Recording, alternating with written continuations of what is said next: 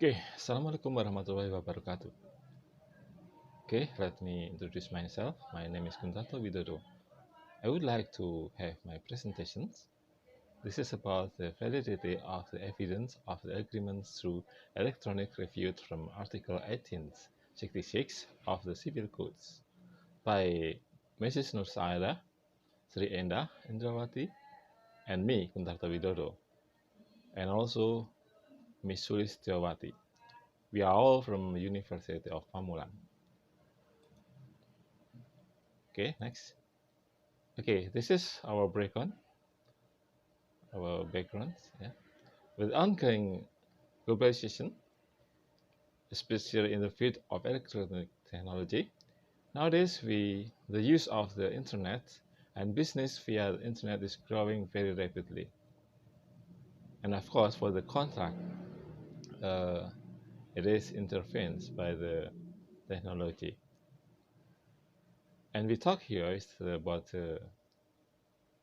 certainty, yeah, and justice must be able to be achieved for the parties in conducting transactions via electronic, regardless what the form of the transactions.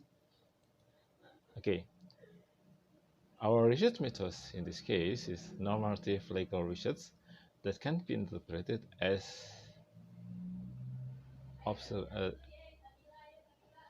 research used to study the rules and principles of law.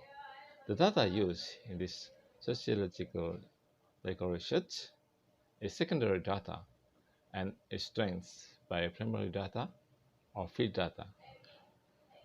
Meanwhile, primary data is resulted from interview of the officials from the Ministry of Communication and Information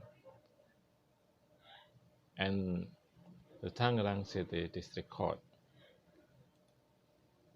How the valid data of the agreement via electronic is reviewed from the Article 1866 of the Civil Codes.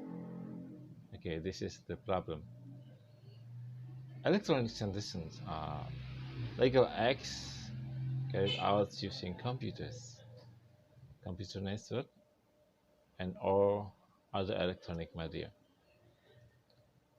And then electronic information and electronic documents and printouts thereof are valid as legal evidence. Okay, with digital forensic to identify, collect, analyze, and test digital evidence for a legal case. This is where the role of digital forensic is to test its authenticity.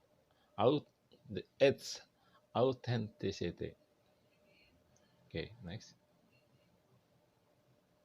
The second problem is how the legal consequence of the agreements through electronics are viewed from Article 1866 of the Civil Codes. In Article 1338 of the Civil Code, it states that all agreements that are legally made are valid as law for those who make them. An agreement cannot be withdrawn other than by the agreement of both parties, or for reasons which are stated by law to be sufficient for that. An agreement must be carried out in good faith. Okay. An agreement via electronic is an agreement made by two or more people via the internet, in which the parties are not directly dealing like an agreement made via manual. They are free to enter an agreement regardless of time, day, and place limits, either within the country or between the countries. Okay. And our conclusion in this case, the Civil Codes regulates that what can be used as evidence is a letter, while the ITE law regulates that electronic information and documents and their printouts are valid evidence and extends legal evidence according to the procedural law in Indonesia. So, there must be changes, both paradigmatically and practically, regarding to the receipts of electronic evidence in courts in Indonesia.